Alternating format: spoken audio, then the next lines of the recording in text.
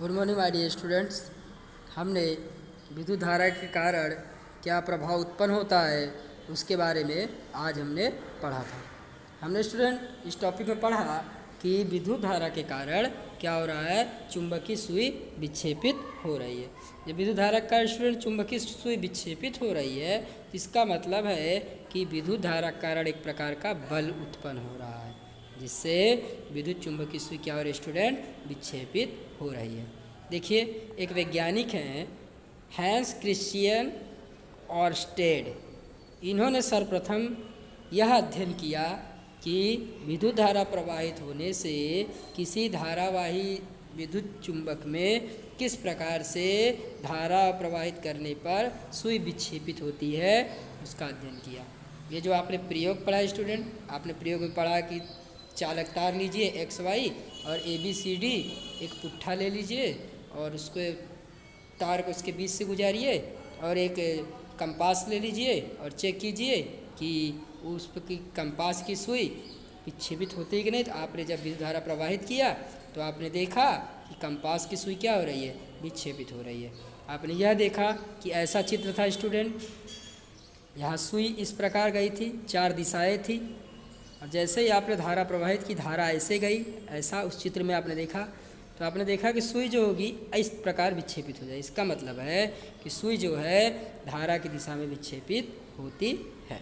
देखिए, जब सुई विक्षेपित हो रही है तब हमने देखा कि चुंबकों के विद्युत प्रभाव के उत्क्रमिक संभावना के विषय में आप क्या कह सकते हैं। यानी आपने धारा इधर से प्रवाहित की, अगर धारा आप जब इधर प्रवाहित करेंगे इस दिशा में, ऐसे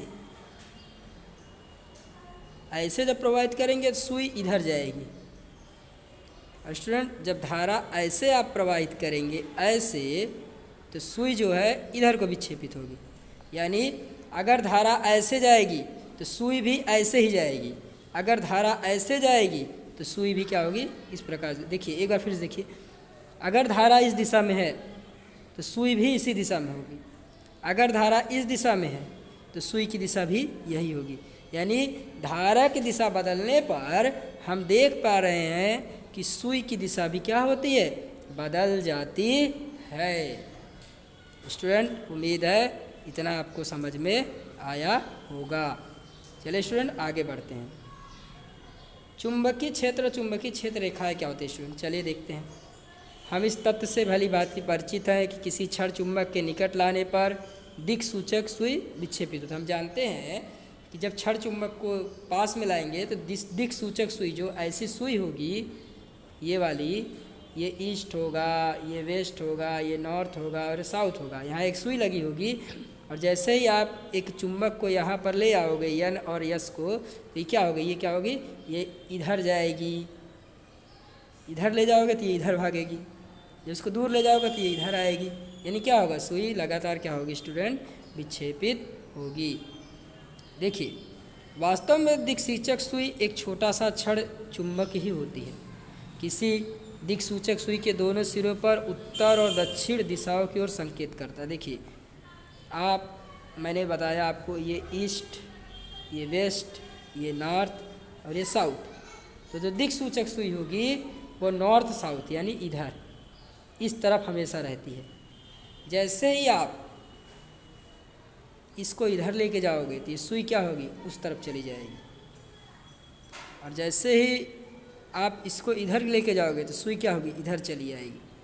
यानी ये सुई जो है लगातार इधर इधर मूवमेंट करेगी। अगर आप चुंबक को इधर ले जाते तो सुई इधर घूम जाएगी, अगर आप चुंबक को इधर ले जाते तो सुई इधर घूम जाएगी। इसका मतलब है कि चुंबक जो है लगातार क्या होगा, मूवमेंट करेगा। उत्तर दिशा की ओर जो संकेत करेगा उसको उत्तरोमुखी ध्रुव या उत्तर ध्रुव, और दक्षिण की ओर जो संकेत करेगा उसे दक्षिणोमुख ध्रुव या दक्षिणी ध्रुव कहते हैं। विभिन्न क्रियाकलापों में हमने परीक्षण किया कि चुंबकों के सजातीय ध्रुव, यानी मान लीजिए 2 चुंबक है, ये N और S और ये S और N। देखिए ये समान है ना, जब समान होगा तो ये एक दूसरे को आकर्षित नहीं करेगा। इसके अलावा अगर ये N है, ये S है और ये N है और ये S, देखिए ये दोनों अलग अलग है ना, ये एक दूसरे को आकर्षित करें, यानी चुंबक के सजातीय ध्रुव एक दूसरे को अपाकर्षित करते हैं और विजातीय ध्रुव एक दूसरे को आकर्षित करते हैं, यानी यन यन के बीच अपाकर्षण और यस यन के बीच आकर्षण बल होगा।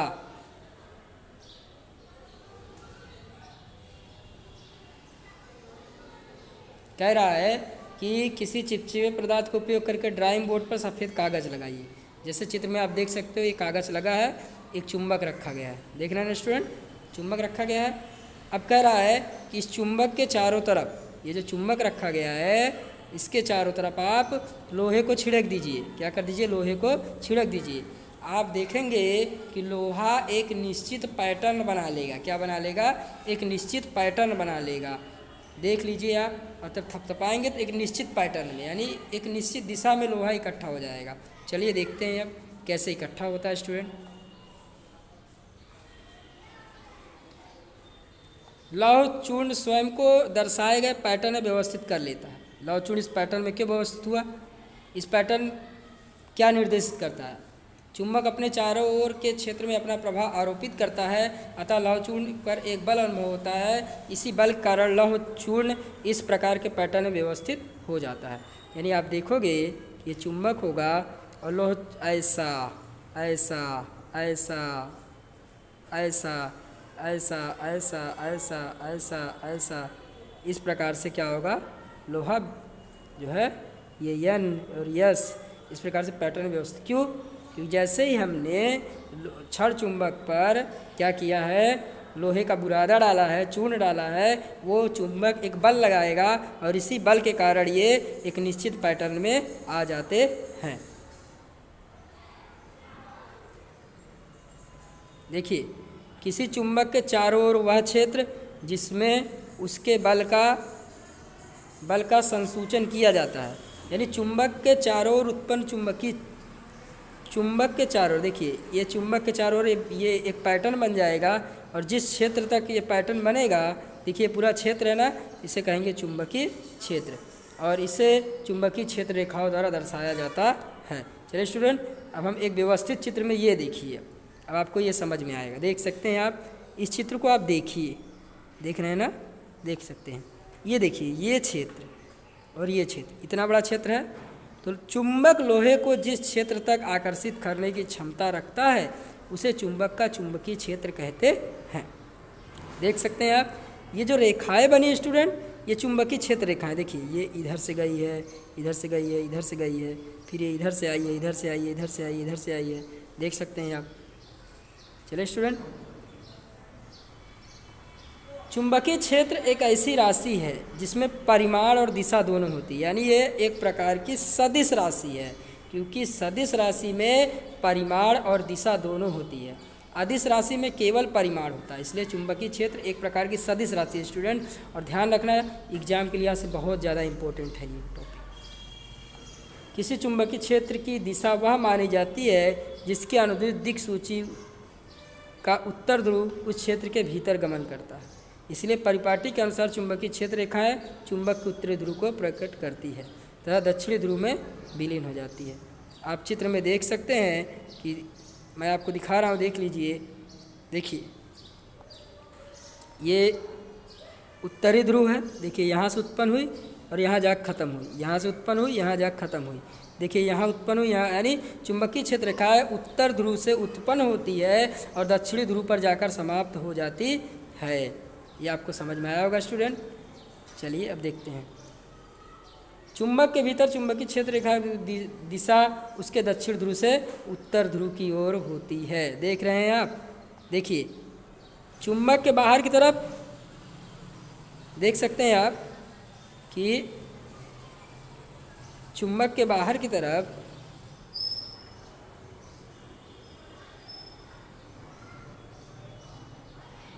देखिए स्टूडेंट, यहाँ देखिए चुंबक के बाहर की तरफ दिशा यन से यस है, लेकिन अंदर की तरफ आप देखिए, ये देखिए ये रेखाएं देखिए आप, अंदर की तरफ देख सकते हैं आप, जो चुंबक की दिशा है वो यस से यन की तरफ है। यानी आपको अगर पूछे कि चुंबकीय क्षेत्र रेखाओं की लाक्षणिकता क्या है, तो आप बताएंगे, पहली लाक्षणिकता बताएंगे कि चुंबक के बाहर जो चुंबकीय क्षेत्र होगा उसकी दिशा जो होगी यन से यस की तरफ होगी। और दूसरा लक्षण बताएंगे कि चुंबक के अंदर जो विद्युत क्षेत्र रेखा उत्पन्न होगी उसकी दिशा जो है यस से यन की तरफ होगी। और देख सकते हैं आप स्टूडेंट, ये रेखाएं एक दूसरे को कहीं काटती नहीं हैं। इसका मतलब ये है कि चुंबकीय क्षेत्र रेखाएं एक दूसरे को कहीं पर काटेंगी नहीं। देखिए, अगर आपको अगला लक्षण बोले तो आप कहेंगे कि चुंबकीय क्षेत्र रेखाएं सबसे ज़्यादा प्रबल कहाँ होंगी? तो सबसे ज़्यादा प्रबल होंगी ध्रुवों के पास। कहाँ होंगी? ध्रुवों के पास। और दूसरी चीज़, जहाँ चुंबकीय क्षेत्र रेखाएं एक दूसरे के ज़्यादा नज़दीक होंगी वहाँ पर ये प्रबल होंगी। तो देखिए, मैं आपको दिखाता हूँ कहाँ सबसे ज़्यादा नज़दीक में है। देख सकते हैं आप, ये देखिए, यहाँ ज़्यादा नज़दीक में है और यहाँ ज़्यादा नज़दीक में है। यानी चुंबकीय क्षेत्र रेखाएं कहाँ पे ज़्यादा प्रबल होंगी? तो आपको बता देना है कि सर चुंबकीय क्षेत्र रेखाएं जो हैं वो ध्रुवों पर ज़्यादा प्रबल होंगी।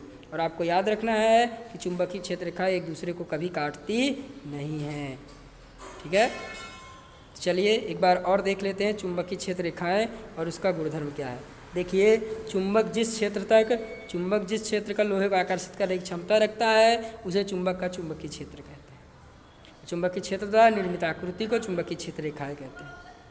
आप देख सकते हैं कि चुंबकीय क्षेत्र का पहली लाक्षणिकता कि चुंबक के बाहर जो है चुंबकीय क्षेत्र रेखाओं की दिशा यन से यस की तरफ होगी। चुंबक के अंदर दूसरी लाक्षणिकता है, चुंबक के अंदर चुंबकीय क्षेत्र रेखाओं की दिशा यस से यन की तरफ होगी।